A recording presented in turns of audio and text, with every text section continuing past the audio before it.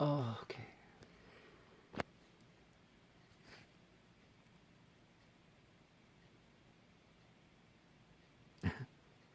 Okay, so I was thinking there's this whole theory and discussion and concept of well, is the earth flat? And then there's this whole there's no real forest anymore. There's no forest on the flat earth because the true forest were big trees and huge trees that they had the network of, well, that's where all the other trees come from, in a sense, I guess. Yet there's been proven that there is a forest out there that is all connected. It literally is all connected. It literally is the same tree growing from the roots, spreading, and then the tree growing from that root.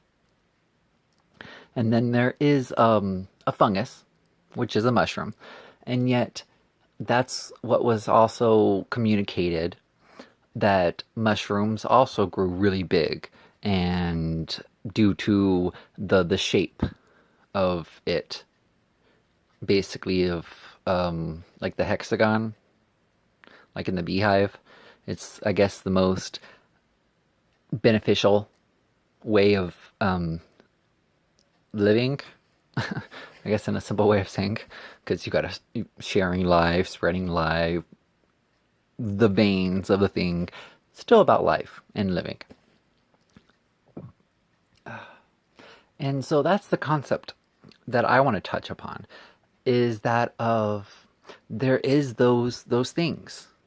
I mean, I thought about it now about the forest, but yet it's also that there is this fungus and it grows and it grows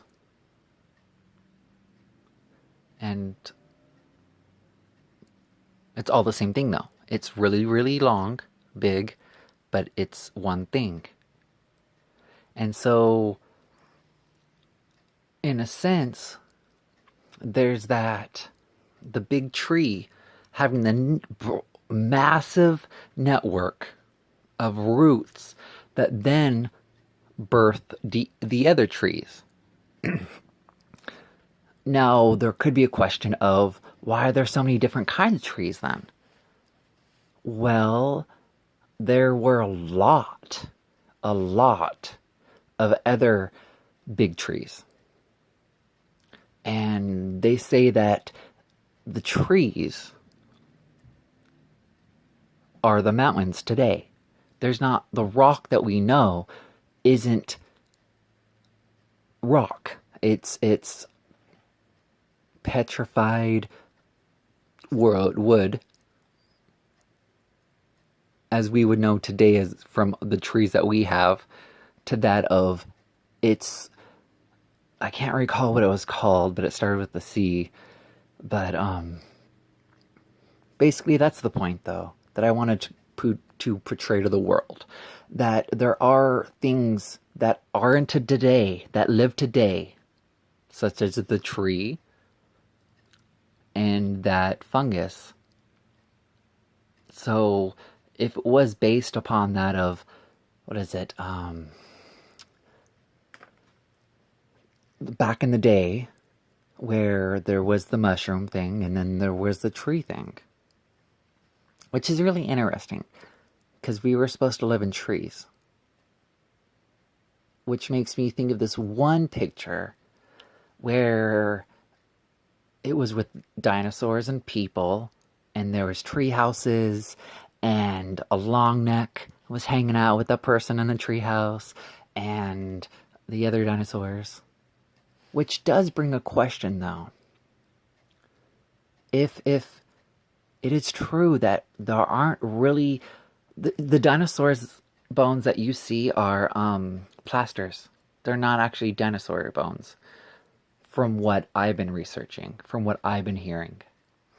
Um, And they say at the same time that the actual dinosaur bones are locked up somewhere, keeping safe. What? We have today where we have banks where they have glass, and you can hear, sometimes you can hear the people and sometimes you can't. Um well, that's whatnot.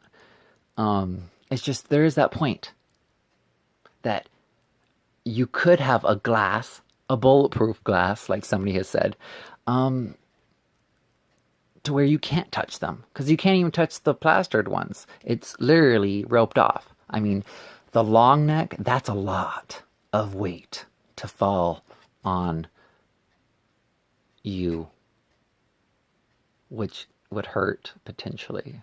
Potentially, it could hurt. Yet. Okay. Anywho, I just really wanted to bring that concept to the playing field of, well, what is taking into consideration this theory? Because what is science? Isn't it kind of a hypothesis or a hypothesis and then a theory that which I guess would then develop into needing to form a hypothesis, and then all the other kind of four other things that it is, and so it does come to that point to where, there you go, world. You have an actual thing that's living. You have two different things that are living today that are of the same construct, of the same theory within that of the root system being a very fundamental thing, that's how life was grown. Because I would wonder if those trees, being that big and not covering the vast of all the land, would have to be semi-connected so that they didn't overtake each other, in a sense. They would only grow so much and be there for a certain purpose, and yet they wouldn't grow. I mean, there's also even that of plants where they have it to where certain types of flowers